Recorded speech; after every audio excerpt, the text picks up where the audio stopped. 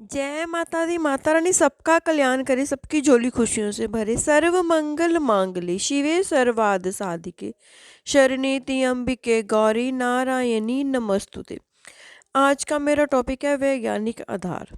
कृष्णा भावनामृत के बुक से लिया गया ये टॉपिक है कि आज मैं इसके पहले भाग के बारे में बताऊंगी कि ये जो वैज्ञानिक है ये वैज्ञानिक आधार पर कृष्ण जी की क्या महिमा है। आधुनिक वैज्ञानिक विषय अंतरराष्ट्रीय विज्ञानी इतनी प्रगति कर रहे हैं कि ऐसा प्रतीत होता है मानो मनुष्य का भाग्य इनके हाथों में हो। उनका दावा है कि भविष्य में वे लोग तथा आवश्यकता के अनुसार मनुष्य का निर्माण कर लेंगे। इस प्रकार की वैज्ञानिक क्रांति पोलैंड के खगोलशास्त्री कोperनिकस के सूर्य केंद्र विषयक सिद्धांत के प्रकाशन द्वारा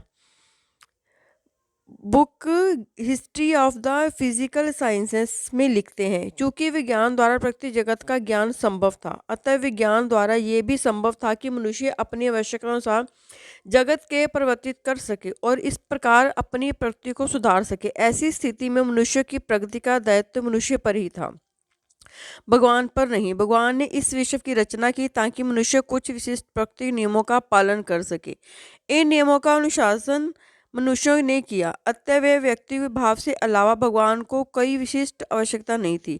मेरा उद्देश्य ये सिद्ध करना है कि भगवान आज भी सदैव की भांति आवश्यक है और सभ्य विज्ञान की भावी प्रगति इसी बोध पर निर्भर है। आपकी तकनीकी समझता में हम इस स्तर तक पहुंच गए हैं यहाँ मानवता जिसकी स्वतंत्र वैज्ञानिक भवन की आधारशिलता है, सवे अपनी उपलब्धियों से खतरे में है। पल्ले होगा ऐसा कहने वाले बहुत है, परंतु पल्ले चाहे बम से हो, प्रदूषण द्वारा हो, संदेह में एकांकता अथवा किसी भी कारण से हो, इसमें कोई भी संदेह नहीं है कि ऐसा मानना एक मूल त्रुटि है। मानव समाज के पास सभी समाधान है। विज्ञान जो भी अनुमान तथा निरीक्षण है, विचार करने की प्रक्रिया का एक आधारभूत तथ्य है। इसमें एक उद्देश्य तथा विकसित बौद्धिक व्यवस्था निर्धारित की कमी हो रही है, जिसमें रहते हुए ये इंद्रिय यानुभाविक प्रयोग संभव हो सके। विज्ञान के इतिहास का वर्णन करने के लिए क्रांति शब्द योजित है। ये क्रांति मुख्य रूप से श्रेष्ठ सत्ता को अस्वीकार करने के निरंतर प्रयासों का ही एक क्रम है। ये क्रांति केवल चर्च के अधिकार को तिरस्कार करने का काल मात्र नहीं है जिससे बोनों को जला दिया जाए, बल्कि कार्य संबंध विशेषक अनुभावक स्वीकारमत तथा निश्चयात्मक विचारों को भी अभिस्वीकार करने का क्रम है। और साथ ही इन प्रकार विचारधीन चिंतक जिन्हें नमन करते हैं उन परम भगवान श्री कृष्ण की सत्ता को भी अस्वीकृत करने का कालक्रम थी।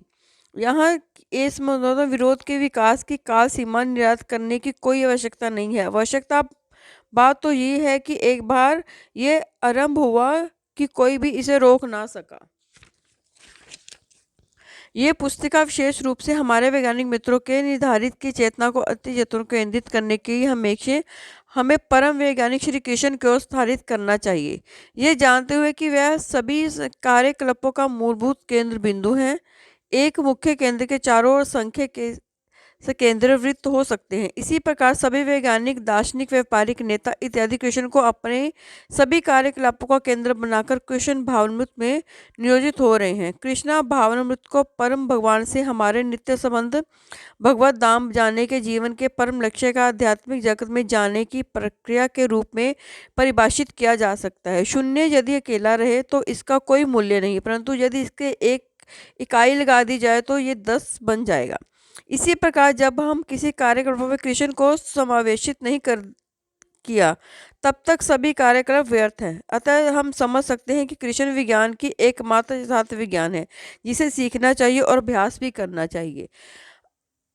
ये बहुत ही जरूरी है कि कृष्ण का हमारे जीवन में क्या विशेषता है। कृष्ण ने अवतार लेकर बहुत कुछ सिखाया है जो हमें भी पता होना चाहिए कि कृष्ण जी धरती पर क्यों आ रहे हो, हमें क्या क्या सिखा के गए। ये आज मैंने वैज्ञानिक वैज्ञानिकों का पहला पाठ पढ़ा है।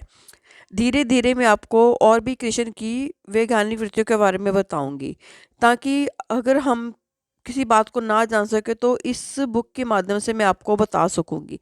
जय माता दी माता रानी सबका कल्याण करे, सबकी झोली खुशियों से भरे। जय माता दी माता रानी सबका कल्याण करे, सबकी झोली खुशियों से भरे। सर्व मंगल मांगले शिवे सर्वाद साधिके, शरणे त्र्यंबिके गौरी नारायणी नमस्तुते।